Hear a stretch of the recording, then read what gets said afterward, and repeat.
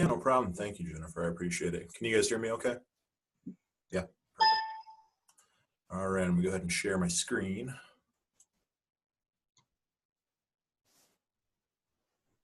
Perfect. Can you guys see that all right? All right. All right, so like Jennifer said, I'm the Colorectal Cancer Screening Initiative Program Manager, and this is our presentation on CRC 101. We changed it a little bit for you guys, as specific to the audience, which is nice. So like Jen touched base on, these are the objectives that we're going to go over and learn about. I'm really excited to share this presentation with you guys. So history and background of the Trabzon program.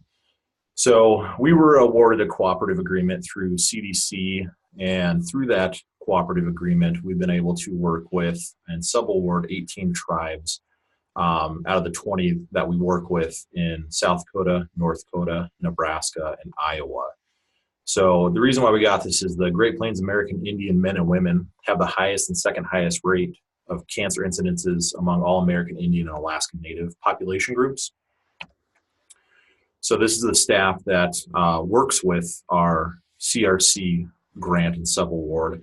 We have Tinka Duran, she's our project director and director for our department. And then myself, Eugene Gallego, he covers North Dakota and some of the South Dakota areas. And then Gina Johnson, she primarily covers South Dakota. And then Deborah Yellow Earring works in Nebraska and Iowa. So as you can see by our coverage map, we cover quite a bit of area when we work with this project, which is really exciting. So this slide here is a slide of the colon, and I'll move this over here. Okay, so as you can see, most of the large intestine is made up of the colon. So the colon's actually a muscular 5-foot-long tube, and it absorbs water and salt from food matter and serves as a storage place for waste matter. So as you'll see, the ascending, which starts with a small pouch called the cecum, is where the small bowel attaches to the colon and extends upward on the right side of the abdomen. And the cecum is also where the appendix attaches to the colon, there in that diagram. So after that, you'll see the transverse colon. It's called transverse colon because it goes along the side of along the upper part of your body from right to left. And then after that, the third section is known as the descending colon because it continues downward on the left-hand side. And then after that, the last section is known as the sigmoid colon because of its S shape or sigmoid shape. And you also see in that, it's a little blurry, but an example of from a colonoscopy, what colonoscopy technicians may see as a cancerous growth. So what is colorectal cancer? It's a pretty common question that we get from people when we're out in communities. But colorectal cancer is cancer of the lowest part of the digestive system, known as the colon or large intestine or rectum. So most colorectal cancer starts as small, non-cancerous, benign clumps of cells called polyps. And this diagram over here just shows you what a normal healthy colon is supposed to look like, and then what colon cancer can start to look like. So what is a polyp? So this picture here shows you an example of a polyp. It's a benign growth. Over time, polyps can change the cancer. It begins in the colon and rectal lining, and they're very fragile. So when stool passes by them, they tend to bleed. And when they do a FIT kit or screening kits, which we'll get to a little bit later, that's what they're looking for, is that blood from the polyp actually bleeding when stool passes. So the actual size of average polyps is 3 to 5 millimeters. So our colorectal cancer priority evidence-based interventions. So this is what we work with our tribes on and the different subawards that we work with. We have 4 main evidence-based interventions, also known as EBIs. And these are them. They're provider assessment and feedback, provider reminders, client reminders, and then reducing structural barriers. So for that provider assessment and feedback, what we do is we use the American Cancer Society books. They're called How to Increase Colorectal Cancer Screening Rates in Practice, and then Steps for Increasing Colorectal Cancer Screening Rates.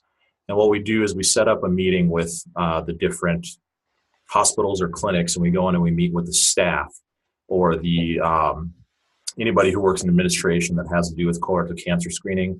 And we go over a list of items to show them what they're doing really well, and then where we can improve in some areas to up their overall cancer screening rates. And then the provider reminders, that's for like eye care and the different reminder systems that they have for themselves internally, so that they know when patients are due for their screenings. And then client reminders. These vary from tribe to tribe and clinic to clinic. But this year, we sent out magnets as client reminders. And basically what they do is they take those in to their physicians during their appointments, and the physician will actually write on when their next screening is supposed to be, if they're getting a colonoscopy, what the next steps are, things of that nature. Sometimes people send out postcards to remind people when they need to come in for their screening, which is great. It works really well. And then finally, reducing structural barriers. This for us is because we're so rural in all of our reservations. We do a lot of our subawards do gas cards because that helps them get to the clinic to get screened. So how that works is when you come in for a fit kit, they'll give you a fit kit, you'll sign it out. And then when you return it back to the lab, they will give you a gas card, and the amounts vary from tribe to tribe, but it really helps to break down those structural barriers to get people in to get screened. We've seen a lot of success with it. The other thing we use is culturally appropriate materials, so it's relatable and people understand it. So that works very, very well. So this is just some of our subawardee feedback. Like I said, we subaward 18 people every year. And I think that the biggest thing for us is this physician at the bottom wrote, CRC screening, like he said, it wasn't the priority that it should have been here, not only with myself as a provider, but the whole medical staff in general. I think it's our community grant, 100% responsible for our increased screening rates, in addition to bringing colon cancer screening to a priority that it wasn't before. Like I said, we subaward people out, and this is the whole point of why we do it, to increase the screening rates, to bring it up on a priority list so that people can get screened in their communities, and so that people know what colorectal cancer is. A lot of people still don't know what colorectal cancer is. They're still confused by it, and it's our job to help educate those communities. So these are some of the signs and symptoms of colon cancer. You can have rectal bleeding, unexplained weight loss, feeling that your bowel hasn't completely emptied, change in diarrhea or constipation, weakness or fatigue, and persistent abdominal discomfort. Many people with colon cancer experience no symptoms in the early stages of the disease, and when symptoms appear, they likely vary depending on the cancer size and location in your large intestine. And the one thing, like it says here, is sometimes there is no symptoms, so keeping that in mind. But if there are, this list here is a pretty comprehensive list of what those symptoms can look like. So these are some of the risk factors, cancer risk factors. So not all these can cause one type of cancer.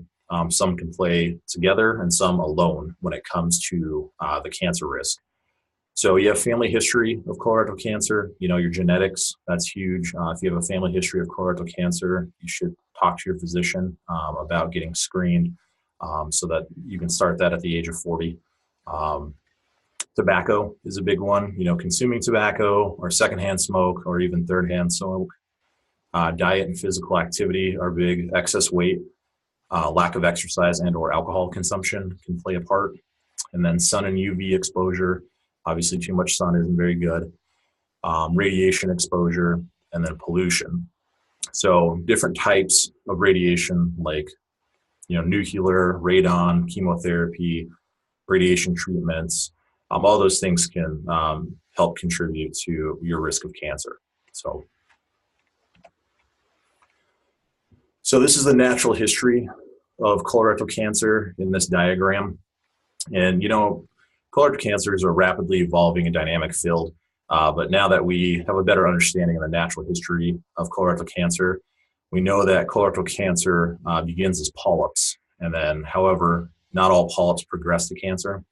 So with this diagram, this slide illustrates it. So on your left-hand side, you have a healthy colon, what it's supposed to look like. And as we progress further over to the right, you'll see a polyp. And then on the right-hand side, you'll see cancer growing into the wall of the colon. So this polyps progress very slowly into cancers, which is the reason why we push getting screened. So on average, the average time from progression from polyp to cancer is 10 to 15 years. So it's very slow growing. And this long lead time is a perfect time to go and get screened. This is why we push those screenings, because it's slow growing. And with the tests they have now, the FIT and the FOBT, it's fairly easy to do. When they actually get it back to the lab, it's a 5-minute test. And with the slow growing time, when we say screening saves lives, we really do mean that. You can save your own life by just getting screened and getting it caught early enough. So, so this is the colorectal cancer staging. So cancer has different stages, and this is a really good example of that. In stage 1, the cancer is not spread beyond the inner wall of the rectum or the colon. And then as you move forward to stage 2, the cancer is spread into the muscle layer of the rectum or colon. And then stage 3, the cancer is spread to at least one lymph node in the area. And finally, stage 4, it's spread to other parts of the body, such as the liver, lungs, or bones. The one thing to keep in mind with colorectal cancer is, if they catch it early enough, 9 out of 10 people will survive. But if they catch it in later stages, not early enough, only 1 in 10 people survive. So it's another reason why we push getting screened when it comes to this specific cancer. So these are the different types of CRC screening tests, colorectal cancer screening tests. We have the FOBT and the FIT, Sigmoidoscopy and the colonoscopy. And these are just, again, the different types of screening tests that they have. The one that we recommend with our subawards and what they're handing out at their events is the FOBT or the FIT, the fecal occult blood test, and the immunochemical fecal occult blood test. What these are looking for is hidden blood in your stool. So like I said, those polyps are very sensitive. So when they pass by a polyp, they'll bleed, and it's looking for that invisible blood in this test. And if it comes back positive, they set you up for a colonoscopy. And if it comes back negative, then you don't need to worry for a year, which is wonderful. So this is an example of a FIT test or a fecal immunochemical test. So it's specific for human blood and monitors for lower GI bleeding. And then the results are not influenced by foods or medicines. Some of the older tests, you had to change your diet, couldn't have red meat. And some types require only 1 or 2 stool specimens. With this specific one that's shown here, it's a pretty easy test. Like it shows, they just take off the top, and then after you have a bowel movement, you just go and poke 6 different areas of your bowel movement, and then you put it back in that bottle, and then you just bring it into the lab, or you can send it in. It's a really great test. We have a lot of people switching over to them, which is wonderful. And like I said, it's only 5 minutes when they get it back to the lab to get your results. So it's pretty great. So then the sigmoidoscopy is an example of it. It's a great diagram there. So during the sigmoidoscopy, a doctor looks at part of the colon and the rectum. The doctor is looking for signs of cancer or polyps. Again, polyps are those small growths that can over time become cancer. And the exam only takes about 10 to 20 minutes. So some people can confuse this with a colonoscopy, but we're going to go over that next. So for the colonoscopy, again, another great example. So this test allows your doctor to look at the inner lining of your large intestine, rectum, and colon. They use a thin, flexible tube called colonoscope to look at the colon. So this helps find ulcers, colon polyps, tumors, and areas of inflammation or bleeding. As you can see from the diagram, they go quite a bit further up with a colonoscopy, but the actual process of the colonoscopy takes about 30 minutes, and then you'll be in recovery for approximately 30 minutes. However, you should plan and allow for 2 to 3 hours just in case anything goes wrong. So, and then during this test, the doctors can remove most polyps and some cancers, which is great. So patient eligibility. So when we talk about colorectal cancer screening, we're really targeting patients between the ages of 50 and 75. They haven't had a FIT in the past year, fecal immunochemical test, and no colonoscopy in the past 10 years. So again, the FIT test is an annual test that they can do every year. It really helps. And again, most patients age 50 to 75. If you have a history of colorectal cancer in your family, you should start getting screened at the age of 40. So again, no personal history of Crohn's disease or ulcerative colitis, and no personal or family history of colorectal cancer or polyps. Patients with these risk factors and those over 75 years old should actually be talking to their physician to discuss colorectal cancer. It's best to meet with your physician and go over your personal history and your family history. So whenever we're out at the health fairs, this is a common question that we get. Is colorectal cancer common among American Indians? Yes, it is. It is the third most common cancer for Northern Plains American Indians after lung and prostate in men, and then lung and breast in women. So it occurs more often in Northern Plains American Indian tribes than whites and American Indians in other regions of the U.S., except for Alaska Natives. Most people that are diagnosed with colorectal cancer are diagnosed in later stages of the disease when it's harder to treat. And again, colorectal cancer is most likely to affect American Indian men and women over the age of 50. So our educational efforts, that is, a huge component of what we do with the Colorectal Cancer Screening Initiative. And I'm going to go over a couple of these things. And some of you guys may have seen this in the community, which would be fantastic. If not, I'm sure we'll be there eventually. So this is the rolling colon. So this is a huge inflatable 8 by 20 foot walk-through colon that provides a normal view of colon tissues as well as diseases of the large intestine. They have colon polyps in there and colorectal cancer at the end. The rolling colon is used at tribal health events and powwows.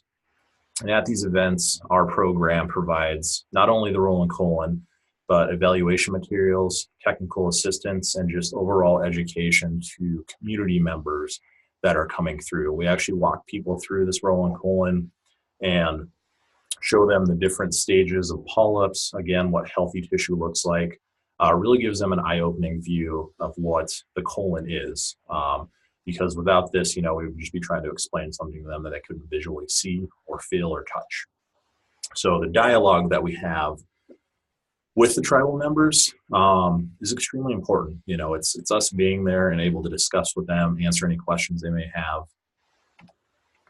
So this next slide, again, is just another shot of the rolling colon. The posters on the outside have additional information about colorectal cancer. And then we also have an example of diverticulosis on the outside. And then here, we have an example of polyps as they grow larger. As you can see inside, they get bigger. And then eventually, we have an example of what advanced cancer looks like there on the right-hand side. And then if you look in the upper right-hand corner, there's a little bump on the outside. That's an example from the rolling colon of what advanced cancer looks like as it grows outside of the colon wall and into the other organs. So this picture here is Roland the colon's little brother. This is Nolan the colon, and he is a lot smaller, as you can see. He does have the same information, though, when it comes to colorectal cancer and sharing that information. It's still a walkthrough. We do use this at smaller events. We've used this at tribal health departments. We've even taken it to our own events where it's useful. Just because it is smaller. It's not 8 foot by 20 foot, so it works better in smaller venues. And again, we got placards on the outside, examples of diverticulosis and what the colorectal cancer tests are. So not only do we provide that educational component when we walk people through both Roland the colon and Nolan the colon, but we also have what we call pre and post tests. So this is an example of them. And basically what we're doing here is we're testing people's knowledge on the pre-test prior to them going in the Roland colon and Nolan the colon to get a good gauge of where they are at with their colorectal cancer knowledge and education. And then after we bring them through the colon blow-ups, we give them a post-test here on the right. So what the post test does, it should show a knowledge increase overall for people that are going through both Roland and Nolan. And this is huge for us because it helps us show our funder, CDC, that the education that we're providing is crucial, and we're helping reach people and educate them on what colorectal cancer is. Again, if you guys ever see us in the community, we'll probably have you fill one of these out. And it is very educational, all the questions on there, and then what we share when we walk through both Roland and Nolan. So this is the pre and post data. So this is what I was telling you guys about with the educational growth. So as you can see, the pre-test is in this light blue, and the post-test is in the dark blue. So we can see a growth in that educational component of when people first went in, they didn't really know what the symptoms were. And then when they came out, they knew what the symptoms were right away. Same with polyps, risk, and screens.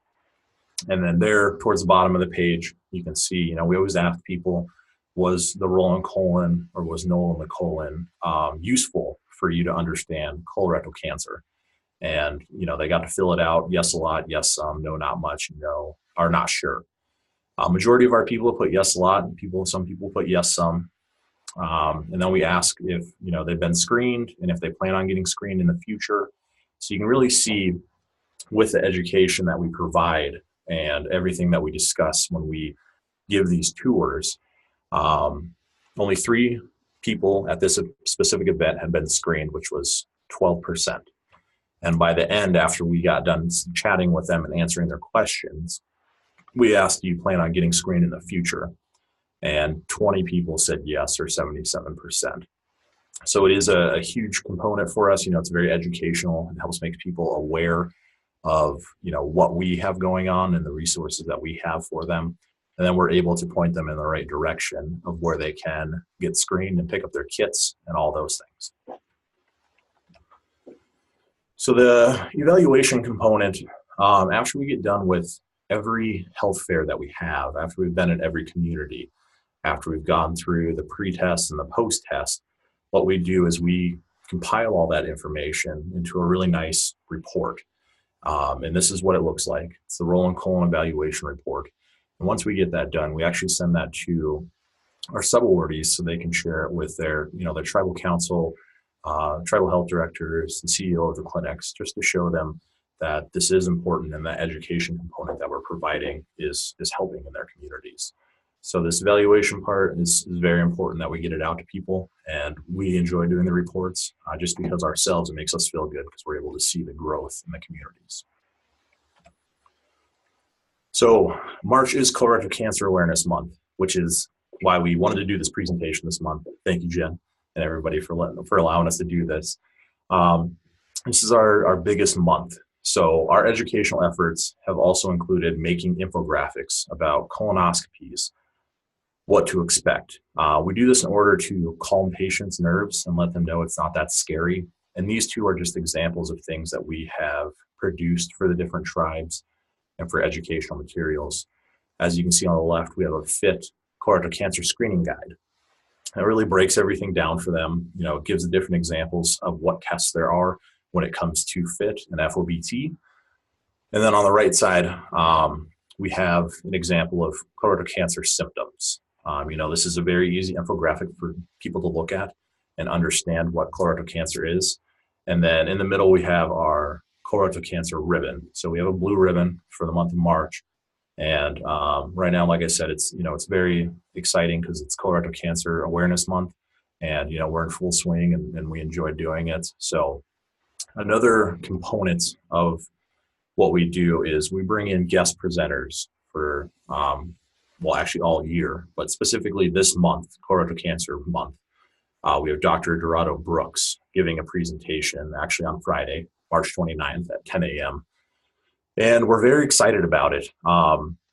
Dr. Brooks has been a huge asset for us to use. He's come to South Dakota for symposiums that we've had.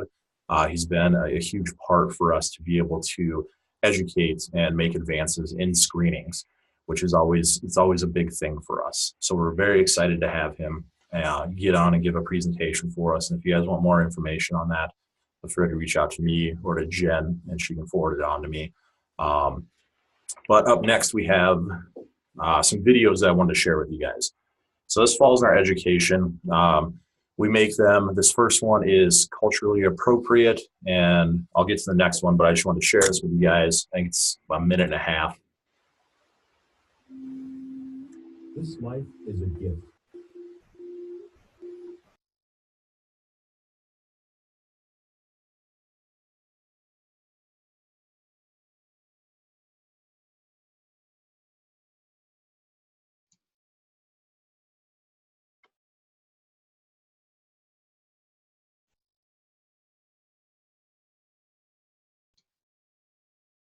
Chad, I think when you muted it, you muted the video too.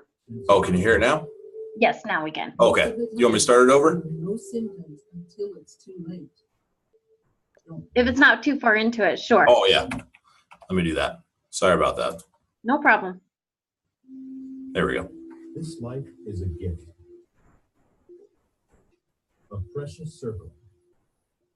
And it's our responsibility, each one of us, to protect that circle and keep it strong.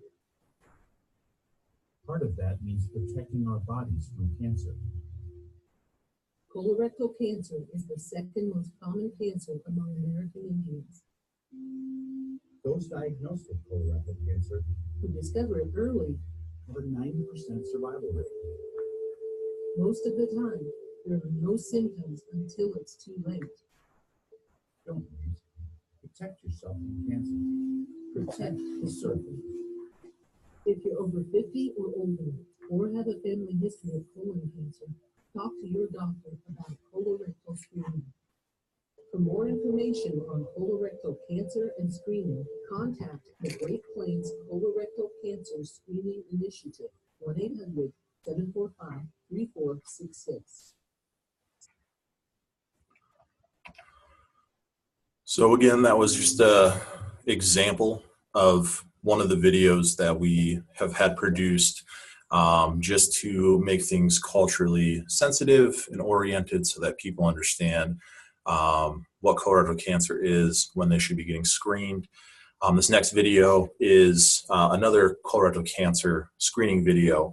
And last year we targeted men due to a lot of men don't go in for their colorectal cancer screenings. And when they do, usually they're at advanced stages. So we wanted to target men to try and get them to go in and get screened. So this one is a little more humorous. We hope you guys find it as funny as we did when we watched it. So here we go. How's it going over there? You know, I used to just come in here for my daily download. Never thought much of it. Then one day, blood, right there, staring back at me like the red eyes of a brown snake. Scared Doug. Well, you know, out of me. Good thing I was already empty. So I went to the doctor right away. And you know what he said?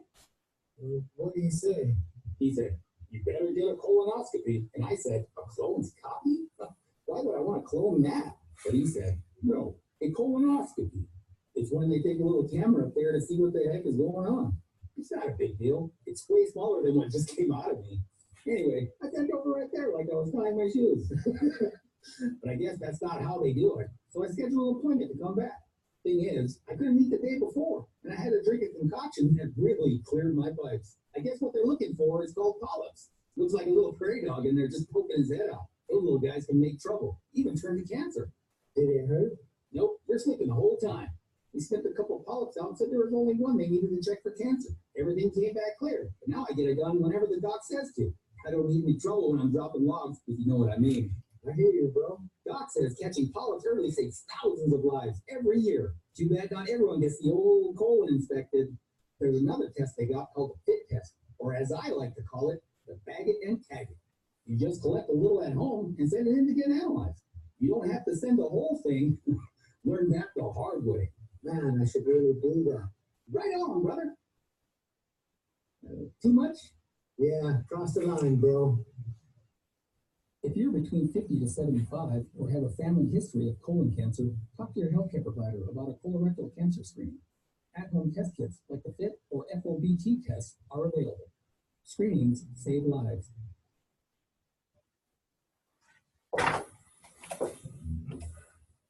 So So as I was saying, that one's a little more humorous. It helps with humor when it comes to cancer, and especially for colorectal cancer. We don't have, it's not pretty. There's not a good way to put it. So we find that humor works well, especially in our population. So we saw a huge success with that video. A lot of people enjoyed it, and we did see an increase, according to our clinics, on people coming in, men coming in to get screened, which was wonderful. So now I want to talk about sustainability efforts. So as we know, grants are, well, they're grants. They all have, a deadline at some point when funding quits. And we have been concentrating on sustainability efforts, from the very first time that we got this grant all the way until now. And year 5 is our last year, which is next year. So we're hitting sustainability efforts pretty hard because we want colorectal cancer to stay a top priority in all the places that we're working with, and we don't want it to drop off the radar again because we have had such big success right now. So these are examples of some of the sustainability efforts that we're doing right now. So again, Colorectal Cancer Awareness Month is March. This is a team picture that we took last year, and it's Show Your Blue GP is what we call it. It's a contest that we have, and I'll give you examples here shortly. But we encourage tribal communities to raise awareness about colorectal cancer. Our campaign is based on a photo contest that requires participants to support colorectal cancer by taking a group photo wearing blue, because blue is the color of our ribbon. So the blue cancer ribbon represents colon cancer, and we ask our participants to use the hashtag #ShowYourBlueGP on social media during this month. So again, this is just an example of our picture that we did last year.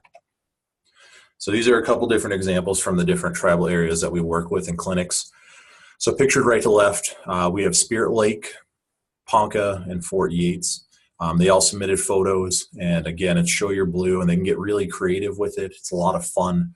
And up next, we have the Omaha tribe and then McLaughlin. And again, it's just all about showing your blue and your support, and then educating anybody who has questions. Why are you showing blue? The whole goal of this sustainability-wise, is to make sure that people recognize and realize that March is Colorectal Cancer Awareness Month, and they should be going in to get screened. This is one of the sustainability efforts. The next one we have is tribal proclamations. So we send out examples of proclamations to the different tribes for their chairman to sign to get enacted. And the whole point of having a tribal proclamation is so that everybody in the tribe will realize that March, whatever year it is Colorectal Cancer Awareness Month.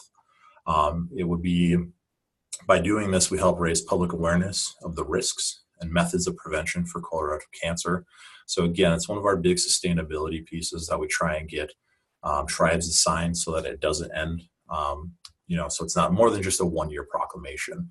So again, it's all about sustainability and making it repeatedly every year so that people know what colorectal cancer awareness is, and then what month is our awareness month. So the biggest component, I guess, would be FluFit. So what is FluFit program? So the whole purpose of FluFit is to increase colorectal cancer screenings to men and women who are 50 to 75. So when flu season is here, what we try and do is we have the flu shot clinic hand out or join with public health nurses to hand out fit kits.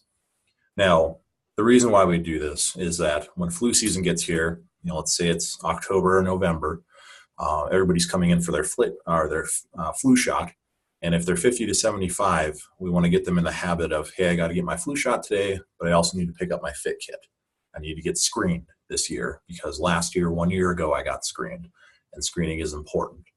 So this FluFit program is extremely important. We have a majority of our tribes doing them. We got to be at one this last year, and it was very exciting. It was pretty awesome that we were able to give people a tour of the roll and colon as soon as they got done.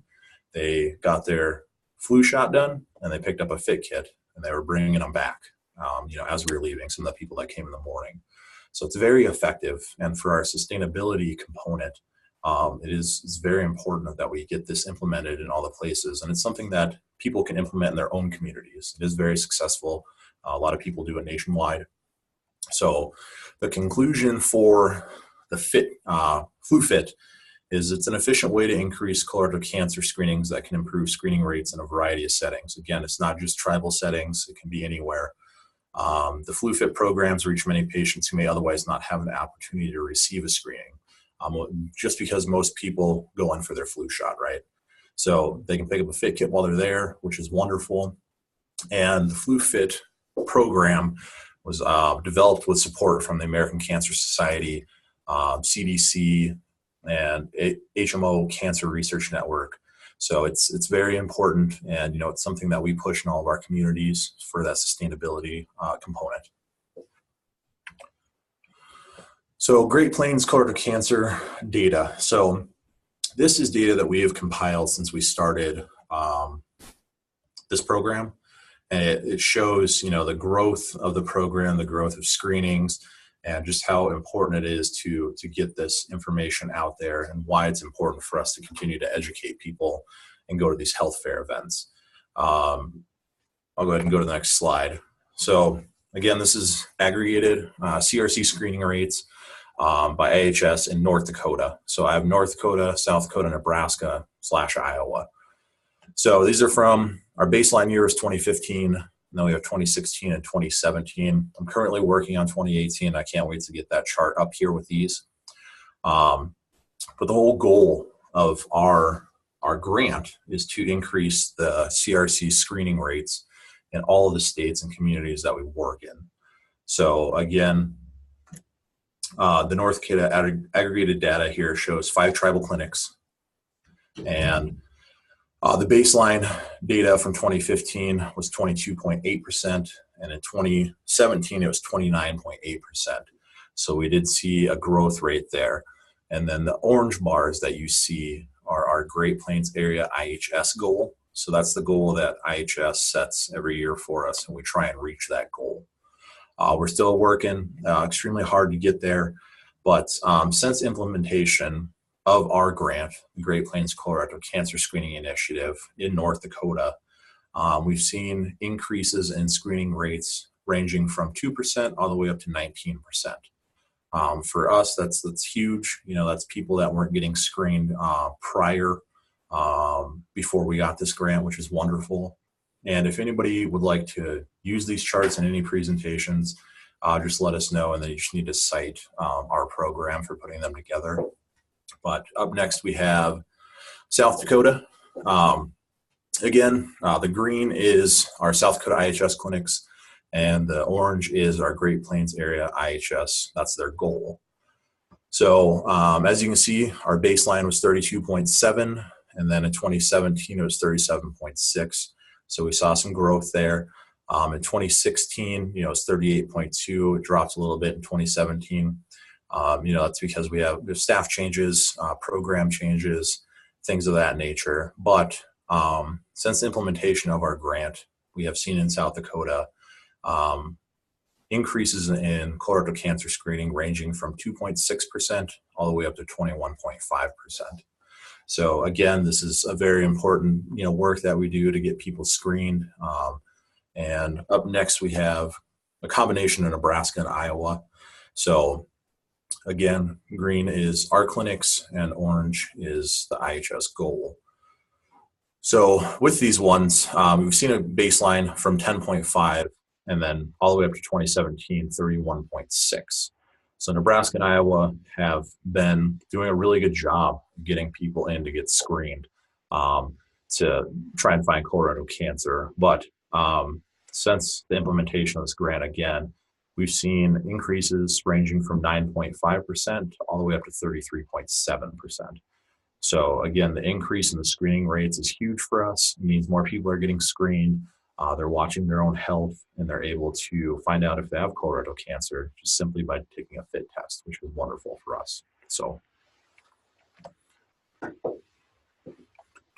okay, so again, screening saves lives. And I know that's something that we say, and it gets repetitive with people. But again, it literally can save your life. From the previous slide, for how slow growing colorectal cancer is, by taking a simple test once a year, it's easy to save your life and do yourself a favor, just get screened. So if you're 50 or older, getting this CRC test could save your life. It finds polyps with that invisible blood with the test. And, if you have to get a colonoscopy, they can remove the polyps that could turn into cancer. So screening tests find that colorectal cancer early when there's a good chance of it being cured. Again, if they find it early enough, 9 in 10 people will survive. And if it's late, only 1 in 10 people survive. So screening really does save lives. So again, carry on the traditional life. Colorectal cancer is preventable, treatable, and beatable. That's kind of our catchphrase. It's what we say to people when we're out in communities. Again, it is absolutely preventable, treatable, and beatable. And get screened if you're within those ages or if you have a family history of it. So this is a time where usually take questions if anybody has them. And remember just to unmute yourself, or I don't know if you guys are writing in the box. Yep, that somebody can enter into the chat box if they'd like, or you can just unmute yourself for any questions.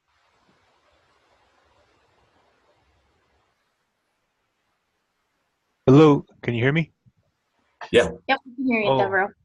Hello, this is Devereaux. So I just wanted to clarify in that toilet talk video, that was not Eugene and myself in that video. It was other actors. So thank you. Thank you for that clarification, Deborah. So Chad, I actually I have a question. Yeah. If somebody does the FOBT or the FIT kit or the Sigmoidoscopy, I hope I'm pronouncing that correctly. Yeah. If there are concerns after they get the results of those tests back, then they have to do a colonoscopy after that? I know for certain with the FIT and the FOBT, if it comes back positive, they do schedule you for a colonoscopy, because again, if it comes back positive, that means there's blood in their stool, that invisible blood. And if they have that, generally there's polyps, and the doctors want to get in there and take a look around. I'm not sure about the sigmoidoscopy. I would assume that they would, just because a colonoscopy can remove things. But I will definitely look that up, and I'll get back to you, Jen. Okay. This is Tinka. They do in a sigmoidoscopy.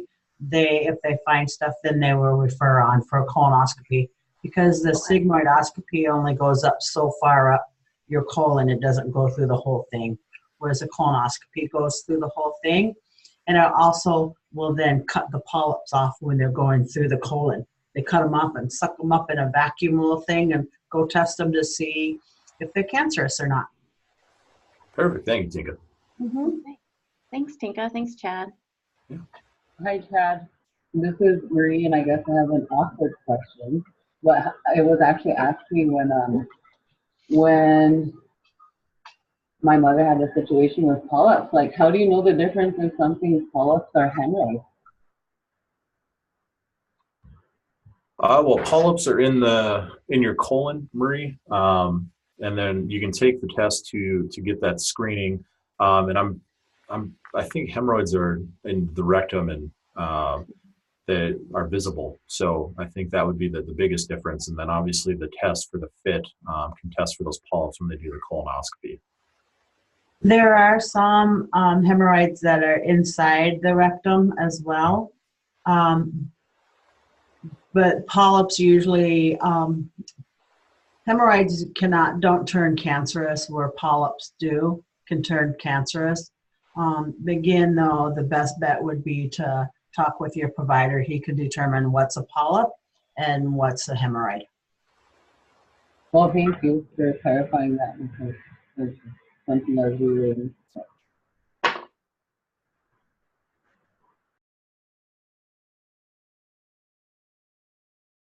Hello, I just, can you hear me? Go ahead. Go ahead, Deborah. Oh, I had a question regarding the screening guidelines. Do you foresee any major changes to any of the screening guidelines for colon cancer? Yes, I know that the American Cancer Society just changed their screening guidelines to 45. They lowered them from 50.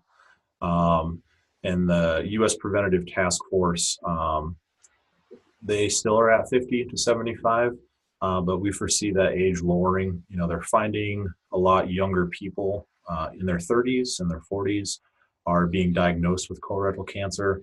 So I foresee within the future, yes, there will be those screening guideline changes, which we will, you know, adjust to and redo our educational components with that. But that's a great question, Deborah.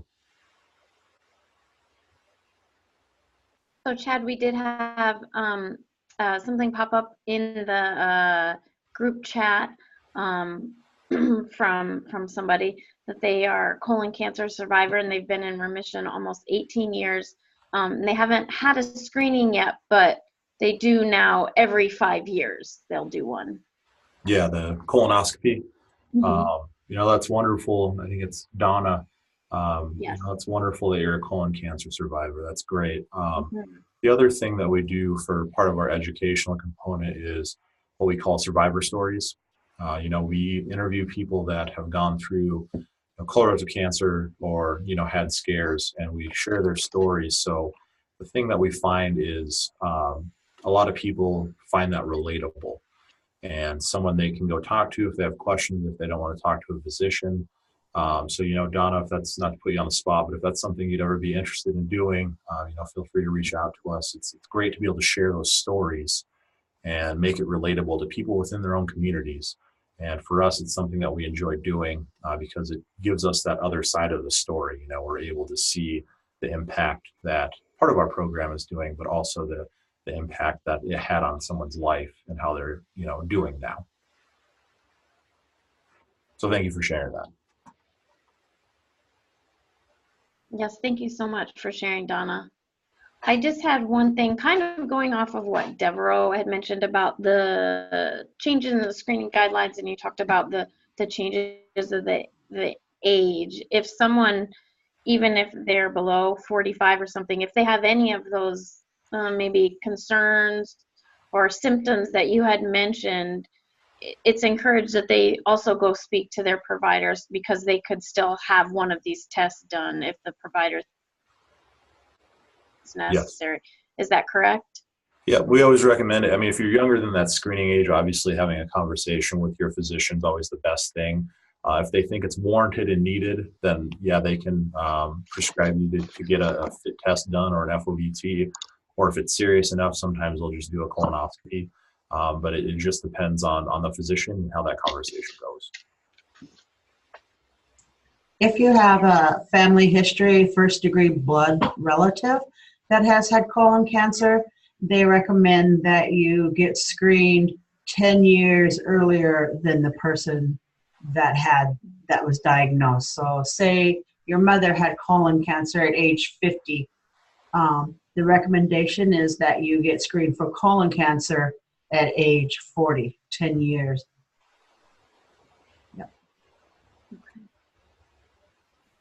Are there any more questions?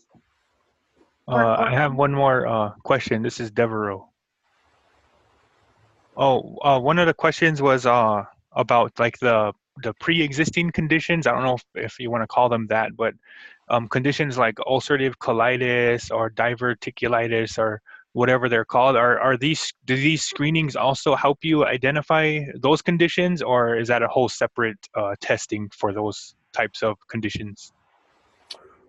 I don't know if the fit test helps notify anybody of those conditions, Devereaux. I do know that Crohn's disease and ulcerative colitis are factors in colorectal cancer. So if you have those as part of your family history or as a chronic condition, you should be talking to your provider about getting screened. For the diverticulitis, the diverticulosis, sorry, that doesn't contribute to colorectal cancer. It's completely different. So, but we do have those examples again on our rolling colon to give those as examples. I know that the best treatment for ulcerative colitis is steroids, but I don't know exactly what those specific tests are. So I can look those up and get them back to you. The answers to that, Devereaux, unless Ponca, do you know? I don't know. You'd have to look them up. I'm not positive. I think that's definitely a case by case that they should talk with their provider about though as well. Yeah. So I'll look that up for you, Deborah, and get back to you.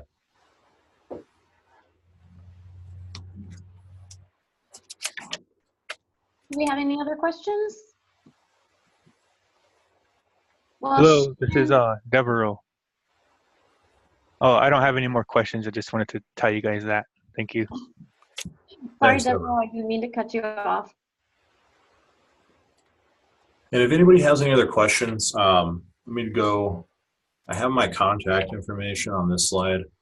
My email address, if you're not comfortable asking a question, in front of everybody, that's fine. Some people aren't comfortable doing that, and that's fine.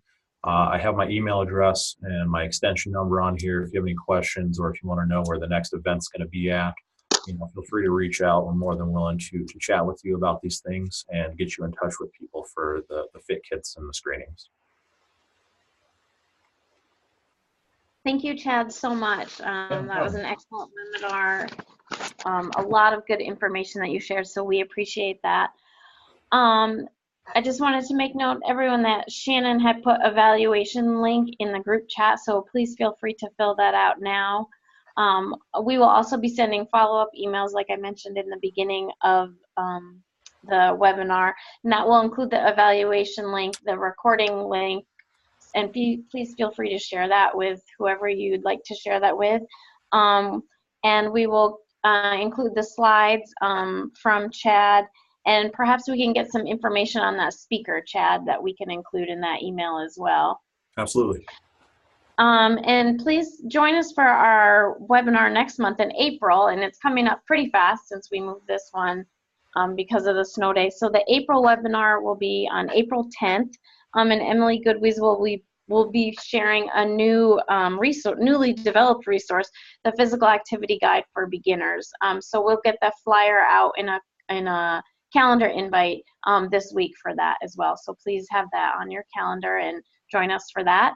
And thank you again so much for joining us today. And once again, if you have any questions, please feel free to contact me. And thank you again to Chad and the team.